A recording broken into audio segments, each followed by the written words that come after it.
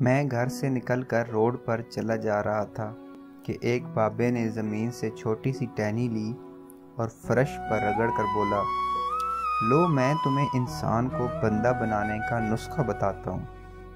اپنی خواہشوں کو کبھی اپنے قدموں سے آگے نہ نکلنے دو۔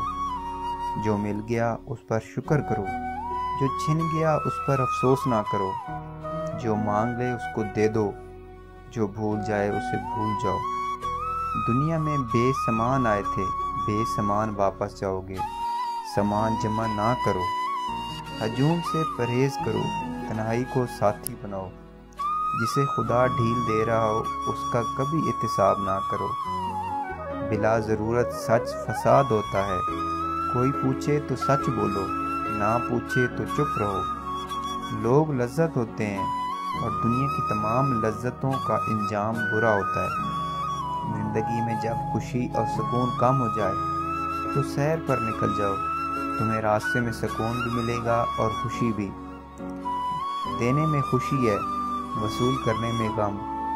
دولت کو روکو گے تو خود بھی رک جاؤ گے، چوروں میں رہو گے تو چور ہو جاؤ گے۔ اللہ راضی رہے گا تو جگ راضی رہے گا، وہ ناراض ہوگا تو نعمتوں سے خوشبو اڑ جائے گی۔ سادھوؤں میں بیٹھو گے تو اندر کا سادھو جاگ جائے گا۔ تم جب عزیزوں، رشتہ داروں، اولاد اور دوستوں سے جڑنے لگو تو جان لو اللہ تم سے ناراض ہے، اور تم جب اپنے دل میں دشمنوں کے لیے رحم محسوس کرنے لگو تو سمجھ لو تمہارا خالق تم سے راضی ہے۔ ہجرت کرنے والا کبھی گھاٹے میں نہیں رہتا۔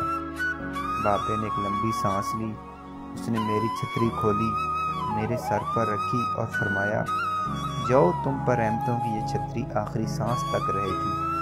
بس ایک چیز کا دھیان رکھنا، کسی کو خود نہ چھوڑنا، دوسرے کو فیصلے کا موقع دینا، یہ اللہ کی سنت ہے۔ اللہ کبھی اپنی مخلوق کو تنہا نہیں چھوڑتا، مخلوق اللہ کو چھوڑتی ہے۔ اور دھیان رکھنا، جو جا رہا ہے اسے جانے دینا، مگر جو واپس آ رہا ہو اس پر کبھی اپنا دروازہ بند نہ کرنا، یہ بھی اللہ کی عادت ہے۔ اللہ واپس آنے والوں کے لیے ہمیشہ اپنا دروازہ کھلا رکھتا ہے۔ تم یہ کرتے رہنا، تمہارے دروازے پر میلہ لگا رہے گا۔ میں واپس آ گیا اور مجھے انسان سے بندہ بننے کا نسخہ مل گیا تھا۔ مزید ایسی خوبصورت ویڈیو حاصل کرنے کے لیے ہمارا چینل اردو نیوز سبسکرائب کریں۔ شکریہ۔